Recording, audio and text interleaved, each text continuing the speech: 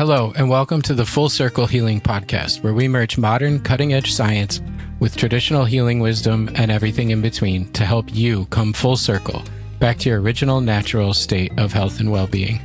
I'm your host, Michael, and over the past 15 years, I've helped hundreds of thousands of people find the information, practices, tools, resources, and experts they needed to find their way back to optimal health. Our guest in this episode is our friend and one of my absolute favorite people to talk with, Dr. Cathleen King. Dr. Kat's a physical therapist and neuroscience-based mind-body practitioner. Her professional focus is chronic illness and trauma healing. She's the founder and CEO of the Primal Trust Academy and Community, a rapidly growing worldwide platform helping others unlock their self-healing. Her online program combines brain retraining, vagus nerve toning, somatics, and other trauma-informed practices to help those with complex chronic illness finally find their way to healing. In this episode, you will learn how Dr. Kat's own struggles with debilitating chronic illness led her to discover the practices and programs she now teaches. You will learn why we're seeing such a massive surge in people who can't seem to get better, struggling with layered complex illness and pain. You'll learn about the cell danger response and a paradigm-shifting way to look at chronic disease and why the pathogenic approach is outdated and obsolete. And you'll also learn why it's not a lack of tools that often holds us back, and the single most important question we can ask ourselves when on a healing journey. This and so much more. She's one of my favorite people to riff with because we have a similar background and focus in our own work, and it's a really real discussion. We're going to talk about burnout among health and wellness professionals and other helper professions, which is something that Dr. Kat and I both know very well personally. And if you'd like a resource to start using some of the practices that she talks about in the interview, head over to rebelhealth.co/breathing and grab my Breathing for Nervous System ebook, where you'll find detailed instructions for some of the breathing practices that Dr. Kat brings up during the interview. Just so happens that we have them in the ebook, so it's really synergistic. And now let's head over and talk with Dr. Kat. Hey, Dr. Kat, welcome to the podcast. Hi, Michael. Nice to see you. You too, and it's always so fun. I was excited when I saw you on my schedule for this week to do an episode. I love having chats with you on and off camera, and I think it's going to be a really valuable conversation for our audience to hear today. And I'd like to just kind of, before we jump all the way in, you have a really inspirational and I think relatable story for a lot of the people who tune into our podcast. So if we could just talk for a minute about how you got to be doing what you're doing in the area of focus and work that you're in and the great program you've created. Sure. Well, like many of your listeners, I had a lot of years of chronic illness, going from doctor to doctor and racking up all sorts of diagnoses. And also felt very dismissed by the medical system when their answer was an anxiety pill and an antacid, and that was the solution. And over time, I realized that some of the diagnoses I had were things like Lyme disease, mold toxicity, digestive issues, parasites, virus, all of that. And I tried the typical ways of taking lots of supplements, which I couldn't tolerate, and I didn't get very far, and eventually ran out of money, ran out of resources. And so what I was left with was me, and thinking, well, I guess I just need to learn how to live my best life like this. Fortunately, I had a background as a physical therapist working with mind-body syndrome, chronic pain. I did not work with chronic infection and toxicity, but I did start to apply the same tools that I used for chronic pain for my condition. I started working with the brain and the nervous system because nothing else was working. And sure enough, that's what helped me to crawl out of the chronic illness condition. My very real infections and toxicity issues the symptoms started to subside, and my function started improving by solely focusing on the brain and nervous system. Over time, I started teaching others what I was doing to heal, and the word spread that I had this process, and then eventually created a program, and then created a community, and now we have a worldwide platform called Primal Trust, and we help people with chronic illness and trauma to get their function back. It's thank you for sharing that, and for accidentally creating that program and community, because I know how those things happen too. Yeah. It's like one thing leads to another, and then all of a sudden I have this big platform and online community, and how did that happen? And so it's interesting that your physical therapy tools for mind, body with pain are kind of what led you down that road, because that was my first toe in the water with like psychosomatic mind body connections for anything, is when my wife had her first autoimmune flare, which was terrifying and full body excruciating pain, and we were in a panic. The person I reached out to was Dr. Joe Tata. He's someone in my network, and I saw one post one time he made about something that was like trauma related to pain. And so I reached out to him. He jumped on a call with me, and he suggested I look into somatic experiencing and another different trauma therapy. I'd never heard of these things.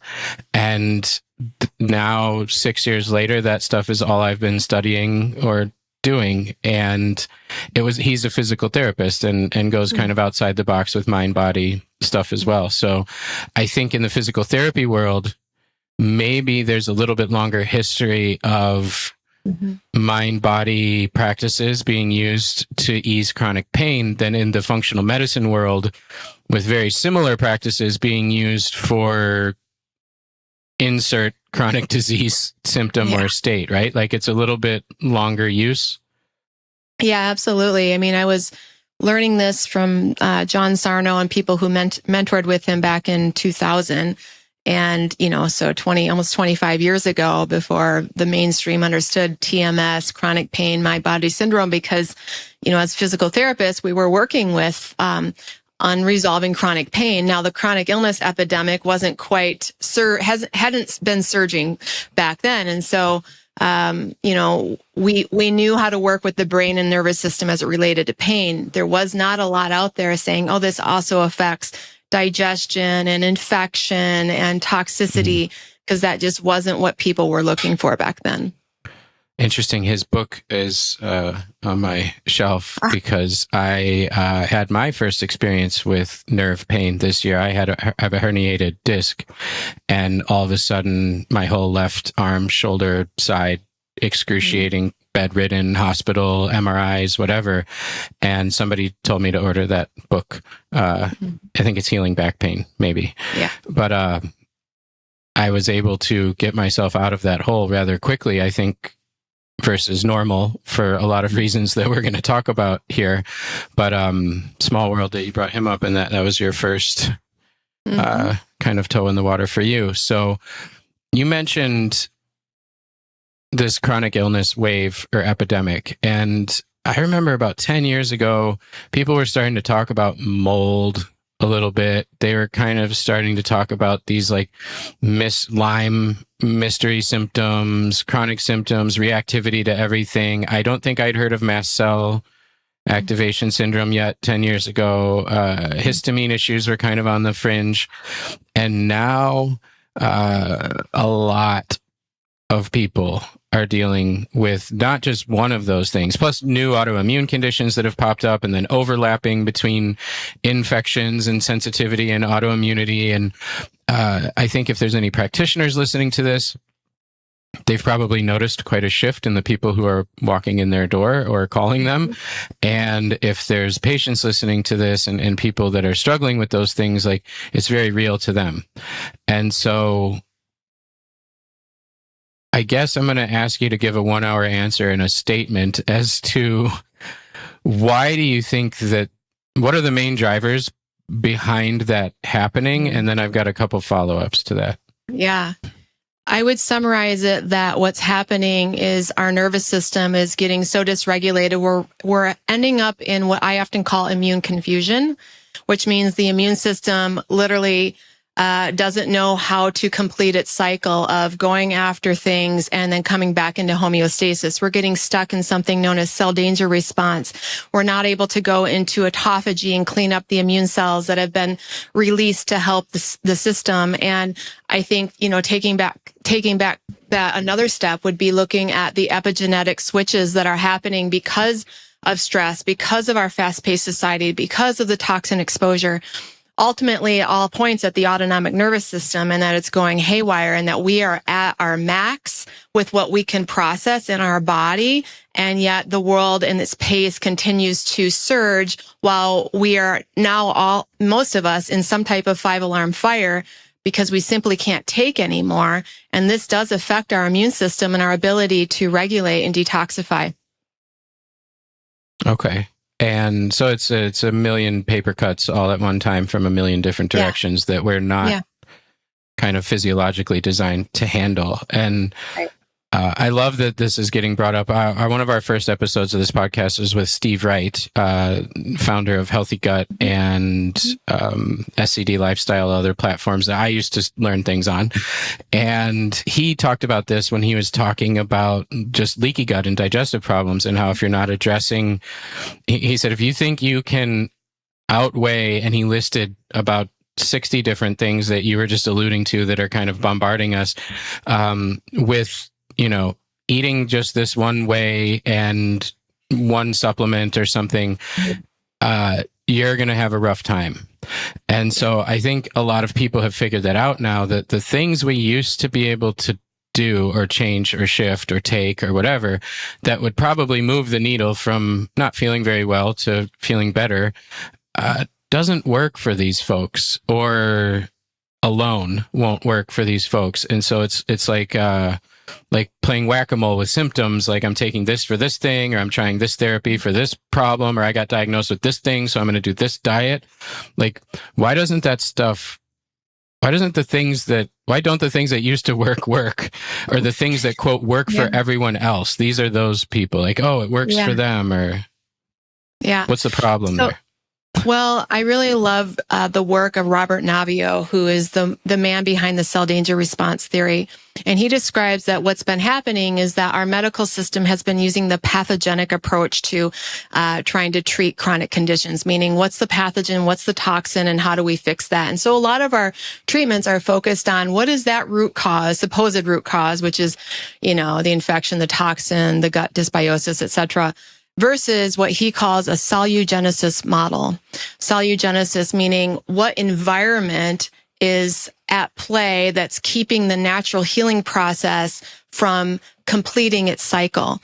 And because this is now environmental, both inside our body and outside of our body, there's way too many factors for any one pill or one diet to affect. It is a systemic issue in that, there's thousands, millions of processes happening inside the body that need to be coordinated by the autonomic nervous system. The autonomic nervous system runs everywhere. It's not just the gut that needs to be fixed, and it's not just the brain, and it's not just the mitochondria. It's so many things, including our relationships, including our circadian rhythms, so many factors. It is a systemic cellulogenesis model that I think we need to start looking at to find the solutions for this current epidemic of chronic illness. I've never heard that term, cellulogenesis. And Cellugenesis. Cellulogenesis, yeah. Okay. Yeah. And we've had a lot of great conversations with folks about Robert Naviaux. I haven't been able to wrangle him into an interview. He's very difficult to get to do interviews. Only Dr. Maya can get him. Do you know Dr. Maya Shatrit is a friend of ours? She's a friend of mine. Yeah. Okay. Yeah. She gets Dr. Naviaux to do interviews with her, but they got some sort of friendship that I'm not privy to, and I'm jealous of it. But Dr. Eric Gordon has come on a couple times, who did the study with Dr. Naviaux and has talked, and it's uber complicated and complex if you get into the physiology of how it all works. But the basic premise of it is pretty simple to grasp and understand, is if the body and its cells and its mitochondria and its nervous system think it's in danger and think it's under attack and think all these things are going on, it's going to behave in a certain way that we don't necessarily need it to behave in or want it to behave in that time. So then there's a mismatch with how things are functioning. At least that's been my feeble attempt to grasp all of it and make sense of it. So I guess from there, I would like to talk a little bit about practices. And this doesn't have to be super specific. Like, obviously, you have a whole program and membership around this, but I think there's some terms now that people are a little bit more familiar with, or have heard once on a podcast or something around nervous system regulation or trauma or brain retraining. I know that was the jam about 5 years ago. That came on the scene big time. So there's brain retraining, nervous system regulation, somatic therapy, trauma healing, like all these terms now that I think we were talking about this before we came on, that for better or worse, a lot of people are semi-educated about, or they've heard of, and then they repeat it. And so there's like this fringy knowledge of these things flying around now. So can you just talk about, I know that's not everything that you guys do with Primal Trust, but those are some components. And how do a few of those things, if you want to get into a couple of them, really help people move the needle and kind of calm this danger response in the body? Great question. So if you think about what we were talking about, that the body is literally stuck in a stress response on a cellular level. It's stuck in a protect response. There's danger. There's war going on. The body is looking for cues that the war is over. The cells are looking for cues that the war is over. And when we are in this fast-paced lifestyle of messaging all day and our stress levels, we are in sympathetic go, go, go. We might think, oh, I'm just, working hard, or I'm just busy. But to the body, that means the war is not over. You're still out there like a soldier fighting, and you might just be rushing around. And so we use tools like brain retraining, vagus nerve toning, somatic practices to influence the body, to give it messages of safety, of I can relax now. I can go into rest and repair now. So that all the way down on that immune system level, the cellular level, the body also gets the permission to move out of fight mode. And it's a multidisciplinary approach, because we have to teach our limbic system to stop being so vigilant and calm down our dopamine addiction levels and our, obsessive researching and all of that. We need to be able to still the body and feel what's going on and be able to feel it with a compassionate witness versus, again, that, oh my gosh, something's wrong, I need to fix it. That's also giving a war signal versus a safety signal. And so we teach people the science behind what's going on so they understand why these silly little practices actually affect their very real, very intense conditions, and how they live their life. It's a lifestyle change. It's not a tool, and it's not a diet, and it's not a supplement.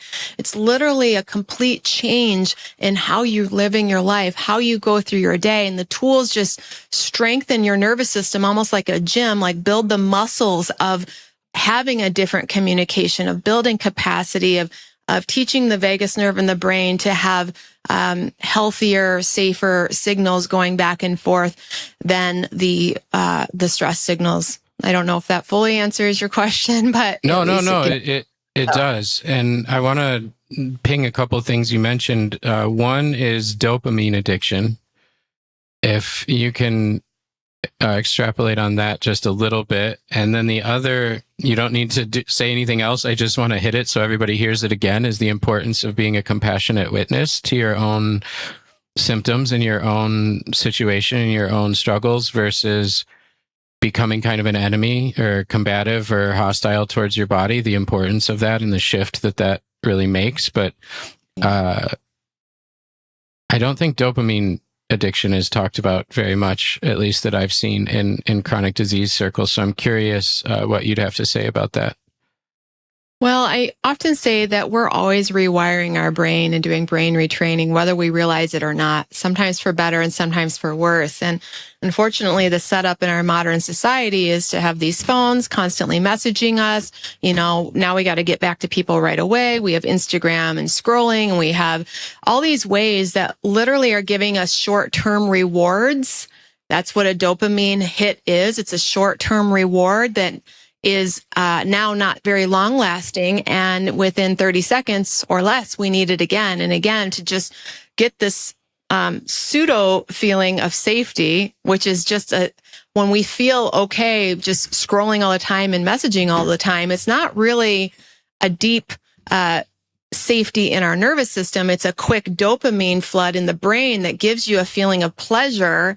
So it's kind of making you feel safe when we're all, not all, but most of us are having stress responses. Most of us have, an unresolved alarm inside of us. And the way that we're trying to fix it is getting these quick dopamine pleasure-seeking pathways. And unfortunately, it's not attending to the real wounding, the alarm, the stress. And in fact, it's just building that up and making it worse. All the while, our brain doesn't notice that the fire is burning even more because the dopamine creates such a pleasure pathway that we don't realize it until we sit down, slow down, and then start to feel what's going on there. And then that brings in that next stage of, being compassionate to ourselves as we start to feel, versus running to the phone and getting away from it and getting a pleasure hit.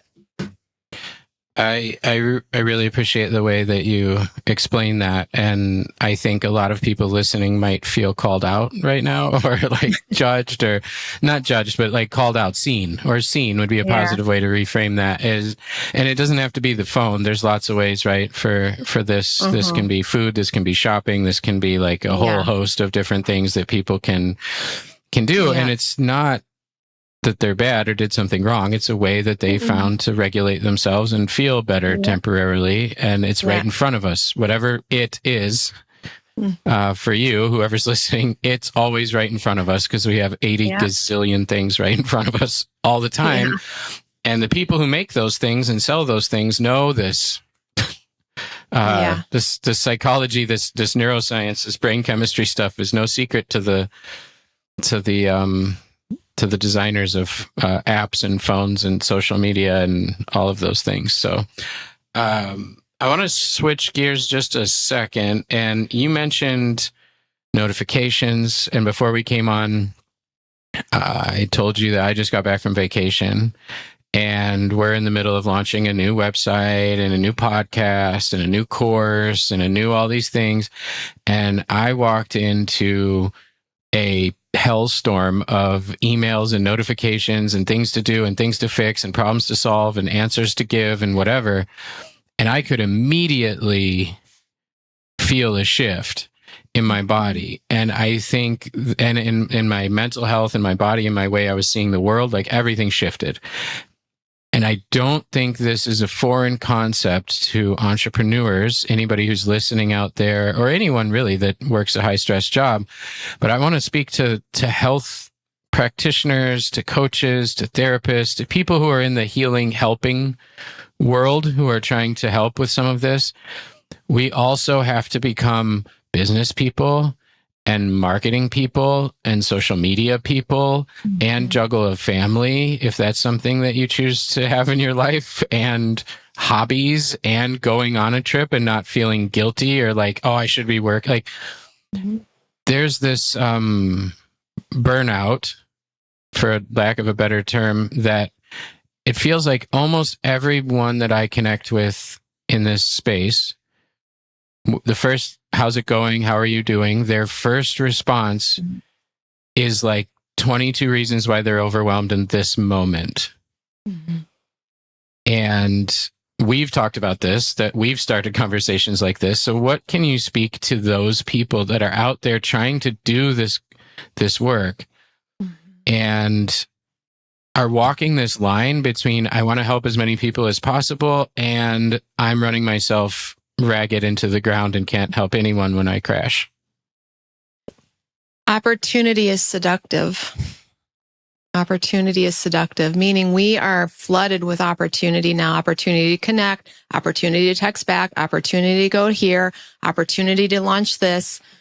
And it's accessible. Like anyone right now can launch their own business pretty easily and become an entrepreneur. We're getting flooded with, retreats and courses and all the things we can do. And while those opportunities are great, when we do not have the ability to feel our body and what is best for our body, we often say yes to things because it sounds exciting, but it's actually absolutely going against ourselves.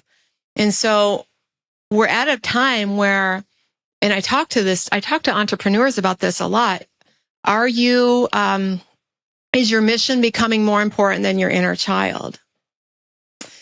Is your mission becoming more important? And I know for me, I even struggle with that. There's constantly something. And by the inner child, I mean the part of us that needs attention, needs tending, has needs rest. Think of a baby. It can't it's like we're literally taking a baby out there and like having it do all these things in the world. Oh, this is fun. We're going to go to this party and then we're going to launch this thing and then we're going to email. And it's a baby inside of us. Our body has needs that we are not attending to. And so what do we all need to be able to do? We all need practices of somatic experiencing type practices so that we can become attuned to our sacred yes and our sacred no. We're losing that attunement because we're excited to have an opportunity. And I am right there with you, Michael, in overstepping myself all the time. I mean, it's difficult. It's really difficult. And I need to make course corrections every day. I need to be able to oh crap, I scheduled myself out all day today and I don't even have a lunch. That's not attending to that baby inside of me. And my body will get my attention when I, run it over and over. It will start to do the old things. So we have to find that balance. And that is a daily practice for all of us. I couldn't relate more to what you're talking about and what you're sharing. And it is a constant, daily, I booked too many things today. I can't do this. Or I want to just give you a shout. I reached out for you to be part of our upcoming hormone masterclass. And for those who haven't attended a masterclass of ours, they involve presentations. So the guests, it's not interviews like this. The guests are experts who give presentations, which involve putting together a presentation. And you said, I really want to do that. I love working with you. And I can't do that because that's too much. And so I really wanted you to be involved. So we worked out another way for you to participate that doesn't require creating a presentation, because I understand that and I appreciate that. And you could have definitely said no to that also, but it'll be a fun thing we're deciding to do that requires no prep and no slides and no thing. We're going to show up and teach some cool practices for people to do together, and that'll be fun. And I've noticed making those shifts helps a lot too. Like, what do I enjoy most about my work and my job, and what do I find tedious and tiresome and stressful? And I'm trying to do more of the former and less of the latter, and delegate things if I can, because I've learned that there's people who love doing things that we hate doing. Mm-hmm. And they're good at it.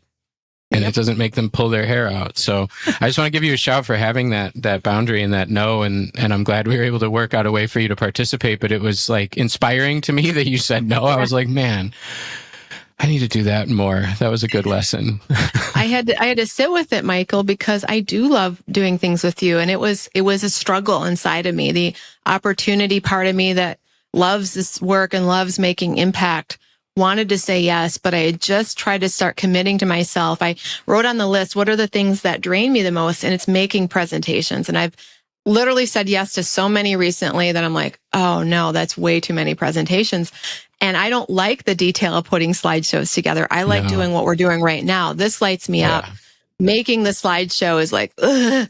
So I'm like, okay, I've got to start saying, here's what I can do and here's what I can't do. And then when I do it, now it gives you permission to do the same because it's been modeled. And that's how this new way of balance is happening, is we teach each other by having boundaries with each other. So that it's easier now. Next time someone asks you to do it, you're like, oh, Kat did that with me. I can do that too. Yeah, it is. I have already used it a couple times, different scenarios, but I've said no to things that I usually would have said yes to since that email. So you did have a little ripple effect there, as I have slide creation tabs open on my computer right now, which I also do not enjoy doing at all. And I love doing this. So Thank you for sharing that. And I think a lot of practitioners and professionals out there that are in this space need to hear that. And I think that a lot of people who also aren't in this space and they're just entrepreneurs, or they have a stressful job, or they're trying to do career advancement, or they're, I think there's a lot of ways that can be relative to someone. So how saying no can be a big step in starting to shift how your body is feeling and creating that space of healing. Like one of the first books on this whole mental, emotional, spiritual, physical disease topic is Dr. Gabor Mate's book, When the Body Says No. And if you don't, his whole premise in the book is if you don't start saying no to stuff that don't align with you, your body will do it for you. And I think a lot of people are in that state. So I'd love to maybe share a few of your favorite little, and I know things can get customized, and I know where people are at on this journey. It kind of is, this would be more appropriate for somebody who's really in it, or this is more appropriate for somebody who's maybe a little further down the road. But for people listening right now who are really curious about this topic and this conversation around these practices and these kind of new things that might be new to them outside of the supplements and the diets and the protocols and the thing, like, do you have a few go-tos that when put on the spot like this, you can share that are simple, easy little things to either think about or do or try that kind of help people move the needle in a positive direction? Right before I crashed, there was a voice in my head that would constantly say, just breathe. Just breathe. And I was like typing, as a physical therapist and doing all my clinical notes up until the wee hours. And I'm like, oh, as soon as I'm done typing this case, I will breathe. Or as soon as I'm done with this. And it was about 2 weeks, I kept hearing this voice just that said, breathe. And I ignored it. And then I'm literally the date of like October 21st in 2007, I crashed so bad. And I never recovered until a few years ago. That day, I was like, what happened? And I just remember I ignored that voice to just breathe. I thought it was like, oh, I'll get to this later. But it was my like 5-alarm fire of saying, this is how you start to put out this fire you don't realize is inside of you. And one of my biggest regrets of my life is that I didn't listen to that, because when that crash happened, something happened so deep inside of me. I was literally bedbound for a long time, and I was never the same. And I think that if I could have started a breath practice then, something would have opened up inside of me, an awareness of like, A, you're working too many hours. B, this relationship is super toxic. C, like, you don't even take time for lunch. I might have gotten some more messaging to redirect that freight train before it smashed into the wall. And so I would say that it starts with the breath. And I know, Michael, you feel very similarly that breath practices can reorient us to the present moment. And they don't need to be fancy. There are so many. Look, we are not in a day of absence of tools. You can get on Instagram and you'll find 100,000 breath practices, or Insight Timer, or YouTube. But why don't we do them? So I will share with you, I would start with a simple breath practice like box breathing, which is breathing in for 5 seconds, pausing for 5 seconds, breathing out for 4 or 5 seconds and pausing. Or, there's the 4-7-8 breath, or the physiological sigh. But what I'm finding is that people don't do them. Why aren't we doing them? So I'm going to say to you, like, yes, a simple box breath is a great way to start. But my bigger concern for those of you listening is, why won't you do this for yourself? Why not give yourself that loving attention? And that's the question to start asking yourself. What would keep me from doing this? Why do I find that this isn't important enough to, instead of messaging or scrolling or rushing, or I'm in the car, I try to get in the habit of like getting in the car, and before I get out of my car, I take 30 seconds and maybe I do a few physiological sighs, which that breath practice is a simple one. I learned it from Andrew Huberman, and it's where you breathe in a little more, and sigh. and you repeat that. So simple. Just doing one, I literally felt my energy shift. So just a couple of those as a habit. You're in the line at the grocery store. You're making dinner. You pause. What keeps us from doing that? That's the question. So that's where I would start, is breath. The thing I wish I would have done when I got the warning sign. And I couldn't agree more. And I shared a link at the beginning of this episode before we started talking to a little ebook that I put together that's breathing practices for nervous system regulation. And I think every one of the ones you just mentioned are in it. So if somebody wants to go grab that, it's rebelhealth.co/breathing. And it's a pretty simple, I think it has 5 or 6 practices in it. I'm curious, and this is a big rabbit hole, the question of why you don't do the things. Yeah. And I am guilty of this to an extent. At least I feel like I am, because once you learn like as many tools as I've learned or as many practices as I've learned, it's like I would need 55 hours in a day to do all the things that I'm, quote, supposed to do or want to do or think I should be doing or whatever. But then that feels overwhelming. So then I just do like none of them. And then, and do you think, I'm just curious, in your experience in working with a lot of people and having this huge community of people doing this kind of work, and then I have some opinions on this, but I'm curious, like, what do you think are some answers to that question of, and this doesn't just apply to like breath practices. This was my first lesson when I first started working with clients like 10 years ago. When I started working with complex clients, they would run all these labs and we would do these like 1,000,000-page intake things, and I would figure out all this stuff, and I would write them these really detailed programs and protocols and diets and this stuff, and spend hours and hours and hours on it. And then we'd do a call and we'd go over it, and they'd be super pumped up and excited, and then they're going to feel so good or whatever. And then I do the follow-up call with them like 2 weeks later or whatever, and they'd say, well, I didn't do any of the things. Yeah. And I was like, what? Why are these people all so lazy? I made this great program. Don't they want to feel better? Don't they want to get better? Like, I got so agitated because I didn't understand psychology or trauma or beliefs or any of these things. Then I just thought I just hit this patch of lazy, sick clients who wouldn't do the things I said. And if they would just do all the things I said, they're going to feel better. So what are in your experience, what have you learned or some answers to that question of why we don't do the things? You know, I actually feel like this is the most important question to ask. And we are, I think, still collectively trying to figure out this answer. Like, if there was any book that I'd want to write, it would be to be able to answer this question with certainty. But I do have a handful of things. And just like you were saying, I was just teaching a workshop this weekend at the Omega Institute. Don't write another book right now. Say no. Yeah, say no. Okay, just little voice in your head. Go ahead. Sorry to interrupt. I know. That's okay.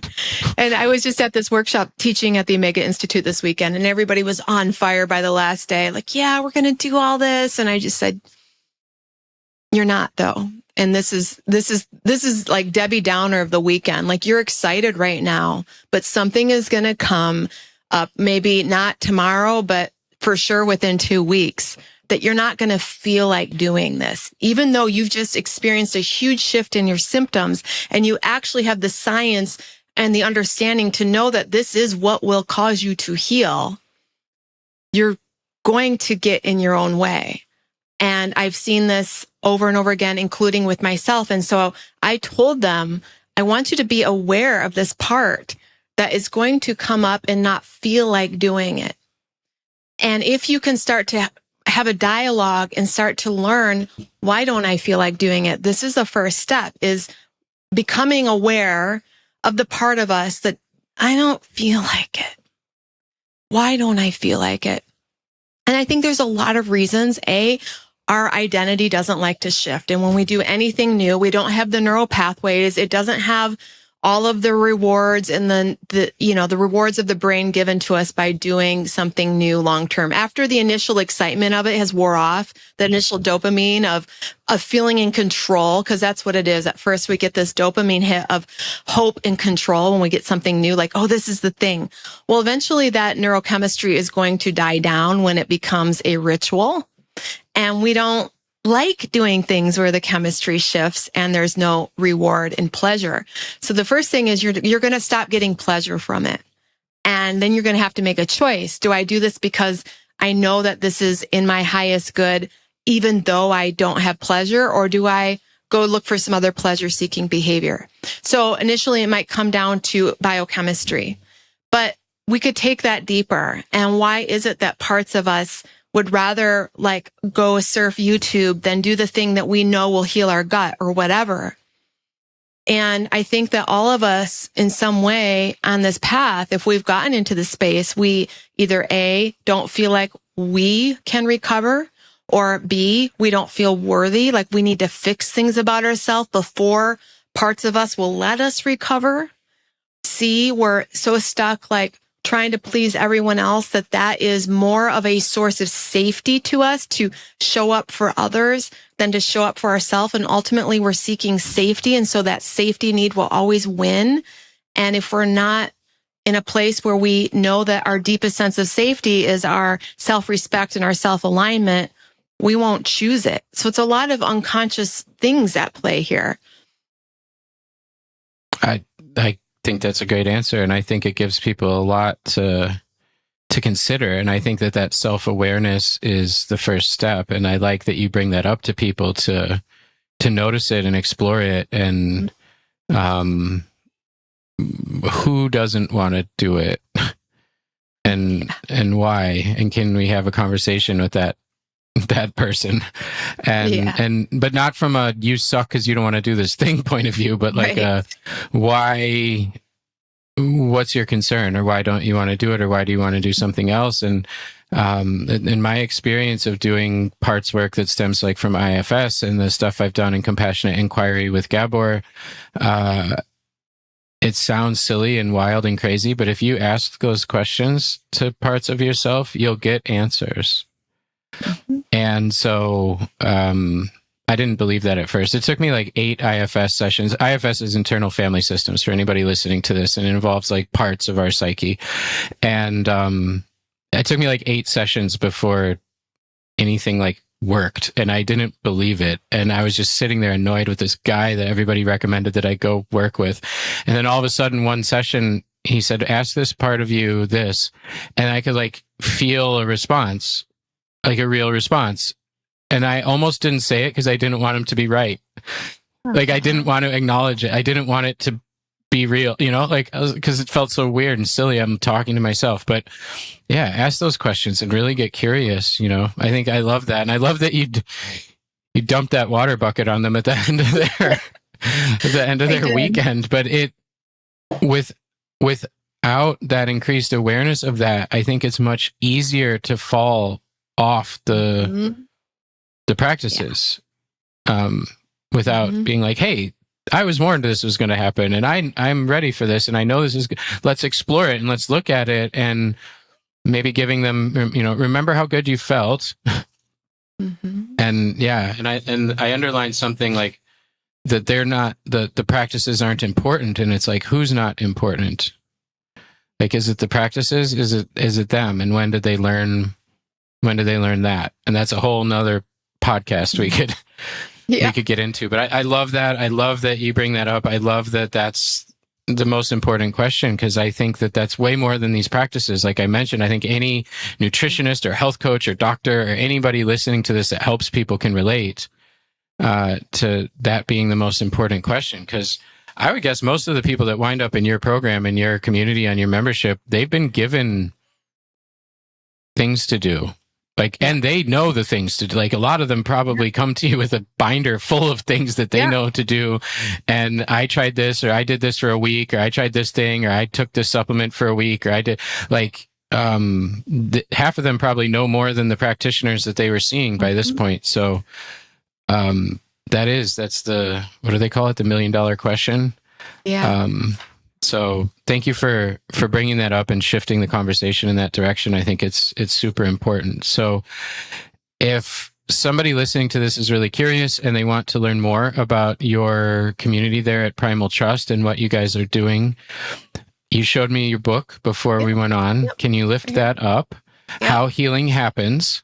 You can go, and we're setting up a link for you. You can go to rebelhealth.co/how healing happens, all like one word as if grammar doesn't exist. How healing /how healing happens.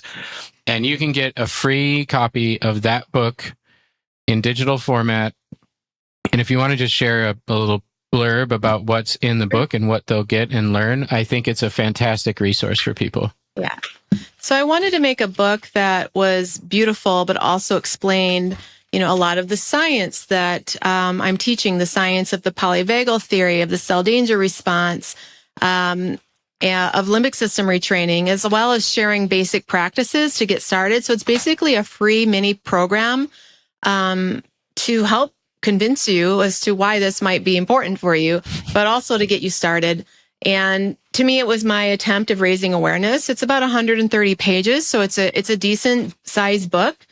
And I think that a lot of what keeps people from doing these practices is they don't understand the science behind why they work. They're just told they work. At least that was for me.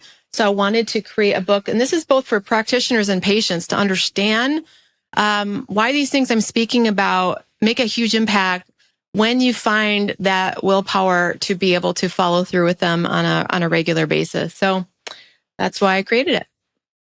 Fantastic. And go check it out. Again, it's rebelhealth.co/how healing happens. Mm-hmm. And you'll love it. And it's a great resource and a little project of Dr. Katz, who hates putting together presentations. She just whips up a 130-page beautiful book.